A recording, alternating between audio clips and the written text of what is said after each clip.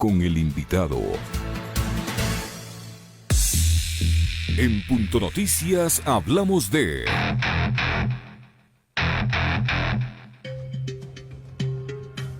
El Consejo Nacional Electoral realizó el 7 de enero la designación del Comité de Debates, que se encargará de asesorar al organismo electoral en la preparación y organización del debate presidencial.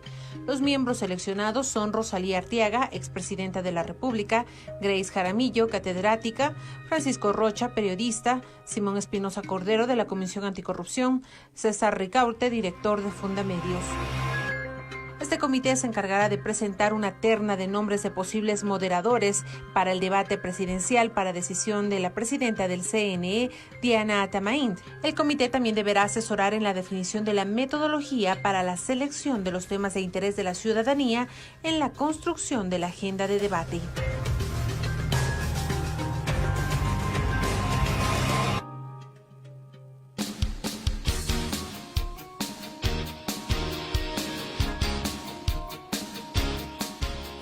Siete de la mañana con 41 minutos en Punto Noticias, primera emisión. Saludamos con Javier Burbano, ex consejero del Consejo de Participación Ciudadana y Control Social. ¿Cómo está, señor Burbano? Buenos días. Bienvenido. Le acompañamos a Alexis Moncayo y quien le habla, Licenia Espinel. Gracias por aceptar nuestra invitación en Punto Noticias a través de Pichincha Universal. Y antes de comenzar con el tema que habíamos planteado para esta entrevista, que es la integración de este denominado Comité de Debates para las elecciones del 2021 de este 7 de febrero del presente año, organizado por el Consejo Nacional Electoral, yo sí quisiera pedirle un criterio de cómo evalúa usted este debate organizado por uno de los medios de comunicación impresos del país, como es Diario El Comercio, de lo que he podido observar de los cuestionamientos o críticas que se hacen a este debate en redes sociales, incluso en el mismo de varios politólogos. Esto no tuvo mayor confrontación de ideas, fue más que nada un foro. ¿Qué opina usted al respecto? ¿Hubo una serie de propuestas? ¿Se pueden realizar? ¿No se pueden realizar? ¿Hubo igualdad de condiciones para todos los candidatos, para que todos expongan sus propuestas? ¿Cómo evalúa usted este debate? Buenos días, bienvenido. Buenos días, Licenia, muchas gracias por la entrevista. Buenos días, Alexis, y saludos Javier, a todos los que nos escuchan. Para entender el debate organizado por el Diario El Comercio, que con buen criterio Licenia señala, y también es la opinión de muchos telespectadores respecto a que no fue un debate como tal, hay que revisar qué es o cuál es el concepto del debate presidencial, y lo podemos extraer del propio Código de la Democracia. ¿Qué son los debates presidenciales? Son las distintas formas de discusión política en la que los candidatos a una dignidad contrastan sus programas de gobierno y propuestas programáticas, sometiéndolas al cuestionamiento de sus rivales, de los moderadores y de la ciudadanía, a través de los medios de comunicación. Lastimosamente, por el formato implementado por Diario El Comercio, no existió esta confrontación de las propuestas programáticas, ni existió un sometimiento a debate a rivales, moderadores y ciudadanía respecto de los programas de gobierno. Lo que vimos es básicamente un foro de opinión en el que los candidatos se turnaban para hablar sobre los distintos tópicos que se mencionaban en la agenda, en el orden del día, y esto impidió, insisto, la confrontación de las ideas. Si yo puedo destacar un mínimo de las propuestas que se realizaron en estos 2 días de supuesto debate, básicamente podría resaltar las propuestas de un par de candidatos respecto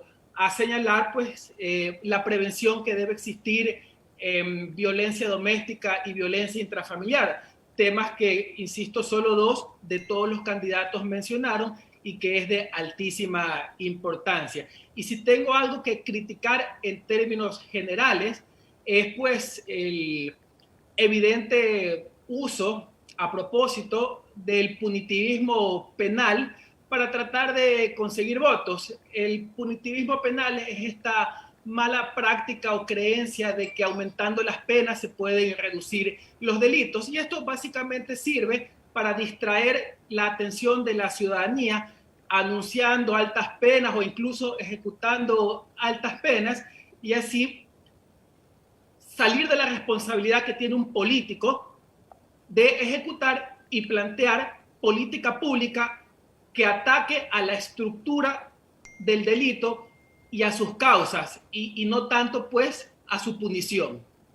Es decir, vamos hacia ese del populismo penal y no atacamos las causas que probablemente son, digamos que de hecho son las que provocan los niveles de violencia e inseguridad. O sea, un Estado que no garantiza acceso a un empleo pleno, a un trabajo digno, a educación, a salud de calidad, pero preferimos entonces ir por el tema del endurecimiento de penas. Doctor Burbano, buenos días. ¿Qué tal, Alexis? Básicamente eso es lo que se deduce de escuchar la mayoría de las intervenciones de ayer y antes de ayer. Y te voy a poner un ejemplo práctico del actual gobierno respecto a lo que significa el punitivismo o populismo penal. Ustedes recordarán pues que el año pasado se realizaron unos operativos policiales para combatir, entre comillas, la violencia machista, y en todo el país se detuvieron cerca de 200 infractores, 200 personas que en efecto habían cometido actos de violencia intrafamiliar.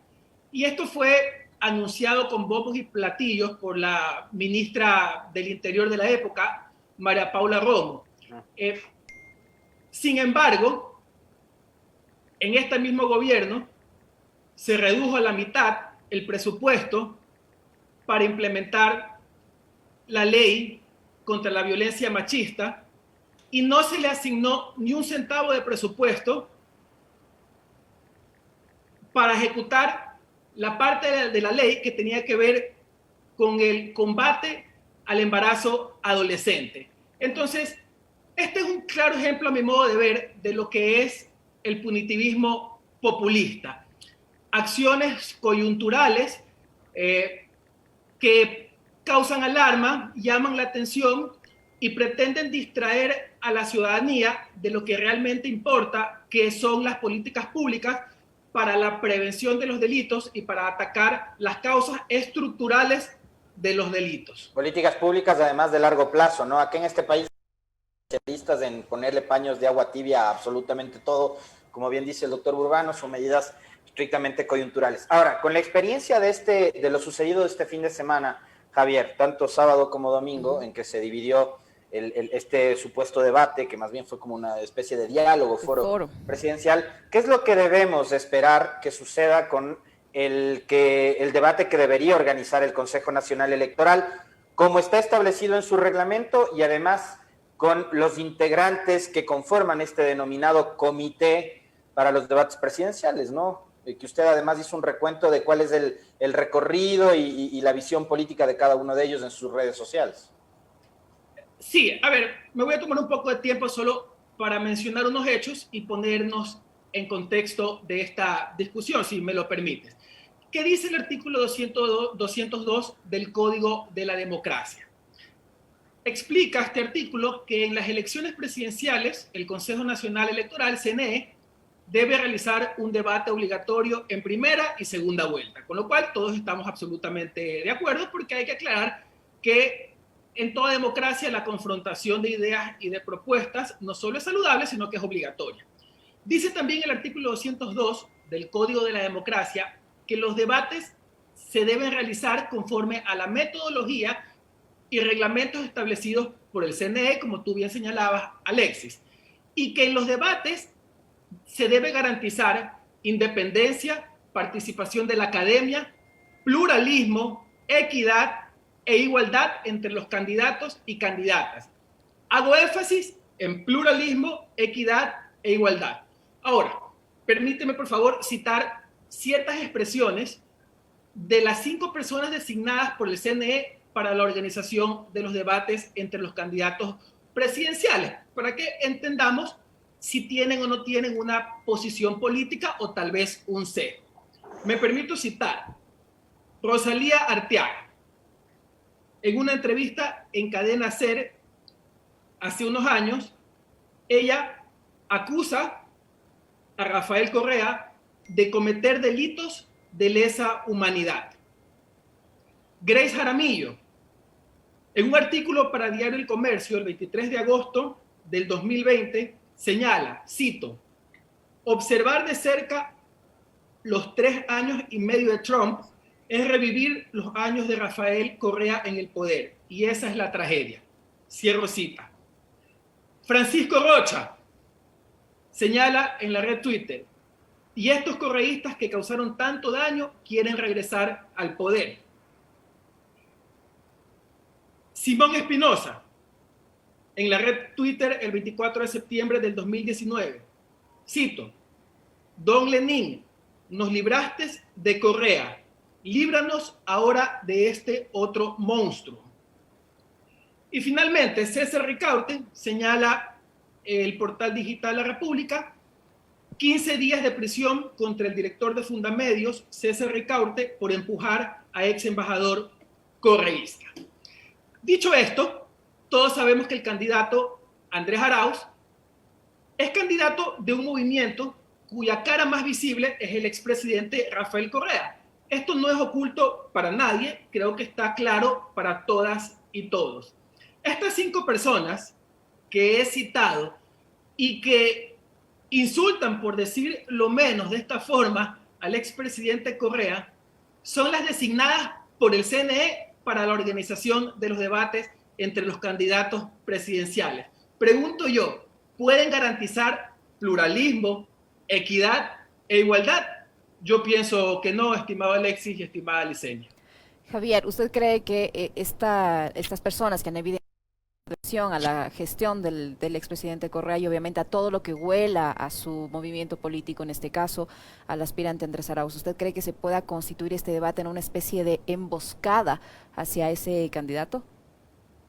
A ver, yo no veo nada de malo en que los ciudadanos ecuatorianos tengan una posición política respecto de los temas que nos afectan a todos en el día a día.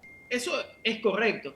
El problema es cuando personas que tienen una posición política abiertamente contraria a una de las candidaturas que van a participar en el debate, las designan como comité organizador. Más adelante le voy a comentar sucesos que acaecieron en el debate en las primarias de los Estados Unidos cuando se enfrentaban Hillary Clinton y Bernie Sanders, justamente para traer a colación o explicar mejor qué pasa cuando hay poco equilibrio o existe algún tipo de conflicto de intereses. Pero contestando más puntualmente a su pregunta, a ver, francamente, yo pienso y creo que a esta altura es un secreto a voces que existe un hostigamiento permanente, un sesgo, por decirlo menos, contra el movimiento correísta. Y le voy a dar mis razones haciendo una pequeña cronología de sucesos que han acaecido en los últimos años.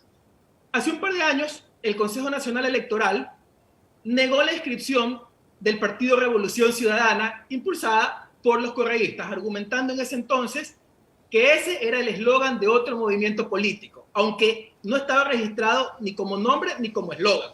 Bueno, digamos que es discutible. A quienes nos gusta el derecho de propiedad intelectual, podríamos tener algunas cosas que decir al respecto. En todo caso, eso no lo vamos a discutir en este momento. Sigamos con la cronología.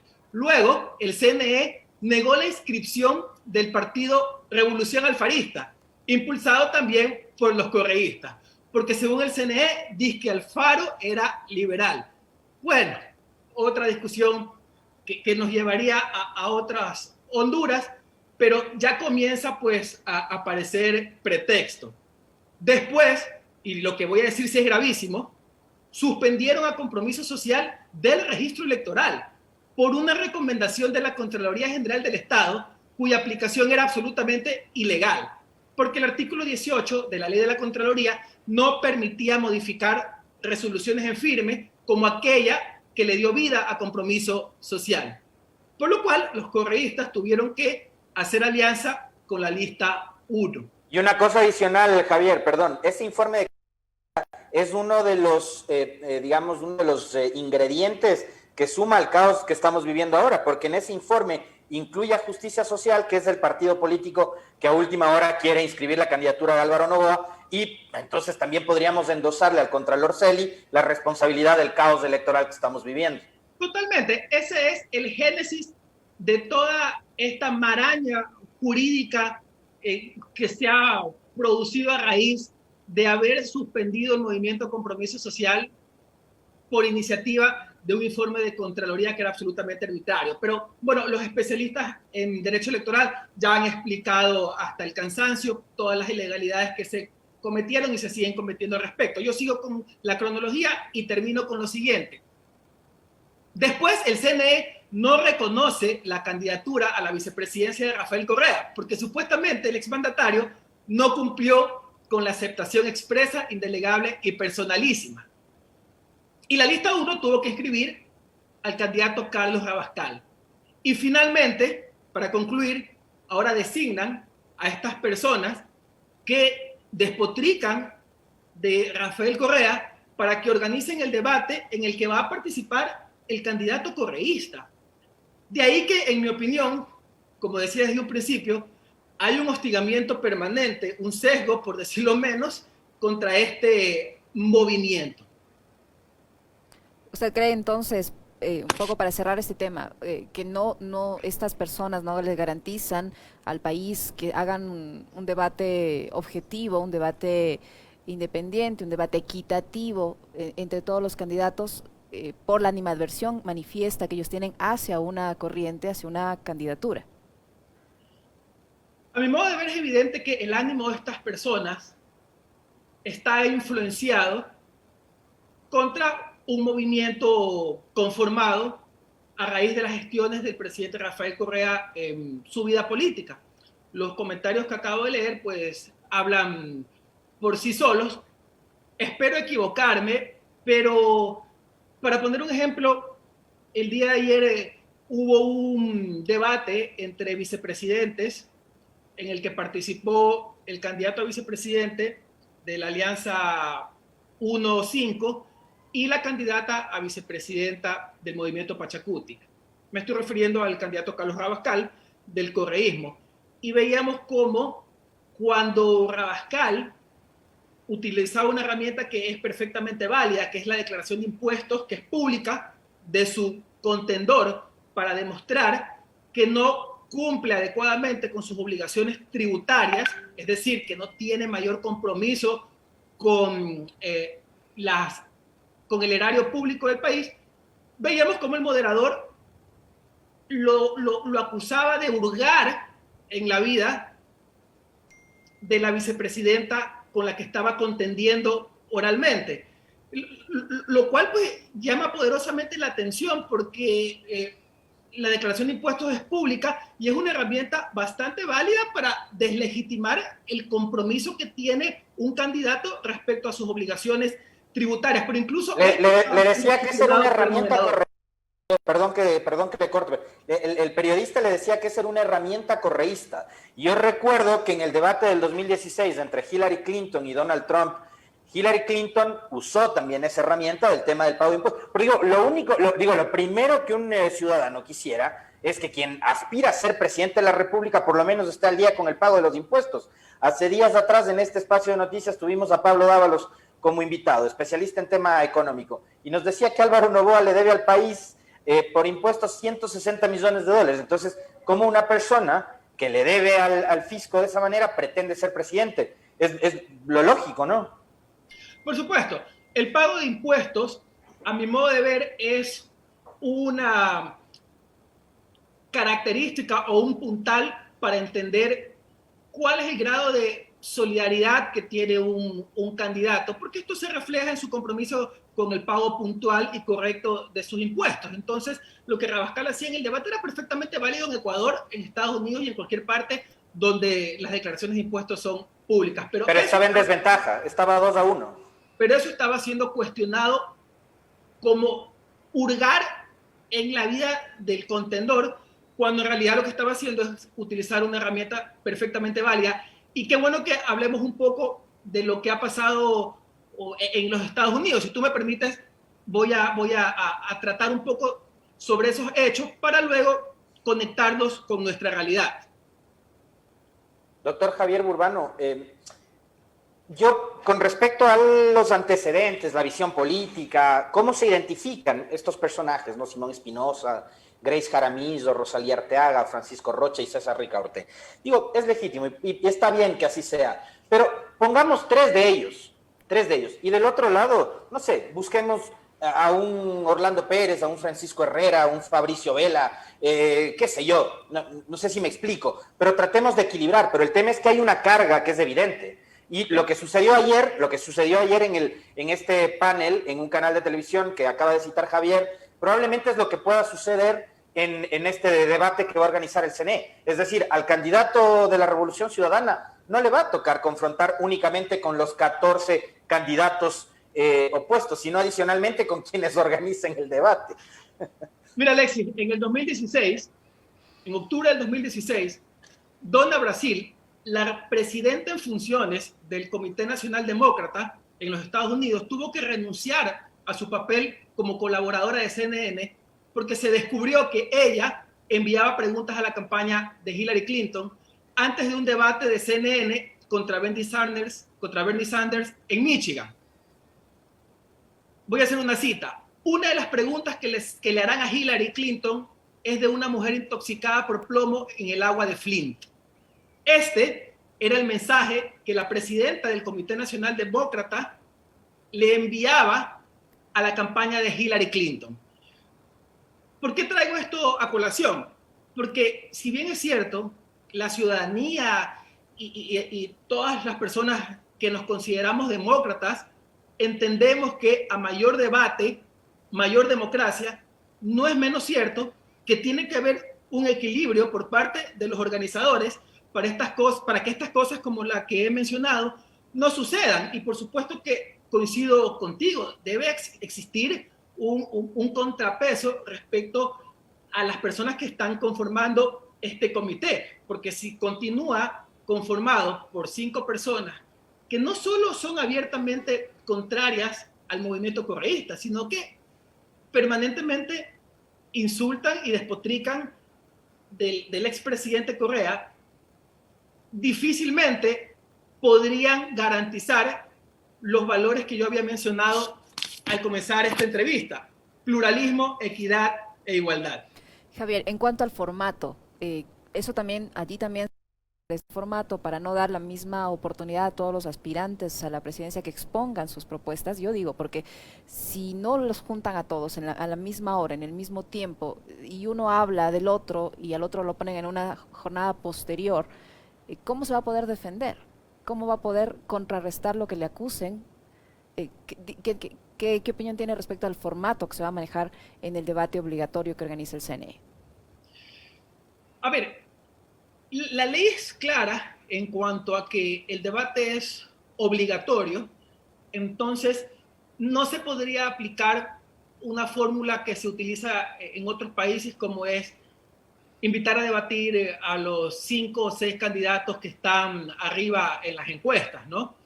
Porque hay una especie de sanción moral para quien no asista al debate, de acuerdo a la ley, que es dejar su curul vacía como evidencia de que no quiso asistir a la confrontación, y ningún candidato va a admitir eso. Así que el formato tiene que ser con los 16 o 17, me parece, candidatos que están inscritos, y de ninguna manera el CNE podría utilizar un formato como el que hemos visto en los últimos días por parte de Diario El Comercio. No puede ser esto un foro. La ley en ese sentido es clara y es taxativa, el artículo 202 del Código de la Democracia.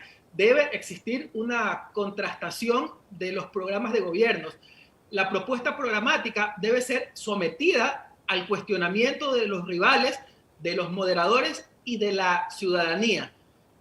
Bueno, yo tengo mis dudas respecto a el equilibrio que puedan demostrar los moderadores a la hora de contrastar la propuesta programática del movimiento correísta, pero vamos a tratar de ser optimistas y vamos a esperar pues que el debate se ha llevado dentro de los principios de pluralismo, equidad e igualdad, que también son obligatorios de conformidad con el Código de la Democracia. Se nos va terminando el tiempo para el diálogo con el urbano y yo quisiera su opinión nada más brevísima, doctor, con respecto de si así vamos con la conformación de este comité, que es el que va a organizar el debate, ¿qué esperanzas podemos tener los ecuatorianos de que las elecciones del 7 de febrero sean lo suficientemente transparentes y ordenadas, como es, digamos, el anhelo de los 17 millones de ecuatorianos? Es una pregunta, esa es la pregunta del millón, estimado Alexis. Si revisamos los antecedentes históricos de la actuación del CNE en este proceso electoral, ver en perspectiva las cosas no sería muy alentador, pues no, como yo señalaba, un CNE pues que negó la inscripción 2 veces al movimiento de los correístas, que suspendió a Compromiso Social por orden de la Contraloría sin que ésta tenga ninguna competencia en materia electoral, un CNE que luego con leguleyadas y media no permitió la inscripción del vicepresidente, del candidato a vicepresidente del movimiento, Rafael Correa, un CNE que designa 5 personas abiertamente anticorreístas para que organicen un debate. ¿Cómo podemos esperar que luego de todo este hostigamiento y este evidente sesgo exista una gestión transparente ya al momento de contar los votos y anunciar los resultados? Lo veo difícil, pero también pues aquí entra la responsabilidad de el movimiento Compromiso Social, la Alianza 1-5 y de todos los movimientos y sujetos políticos que participan en esta elección, de conformar pues correctamente sus equipos de control electoral para tener pues sus actas a tiempo y debidamente validadas y de alguna manera defender los resultados sean favorables para quien sea. En resumen, creo que la garantía del proceso electoral en lo que tiene que ver con el conteo y el anuncio de los resultados va a estar estrictamente amarrada con la capacidad que tengan las organizaciones políticas para hacer un efectivo control electoral.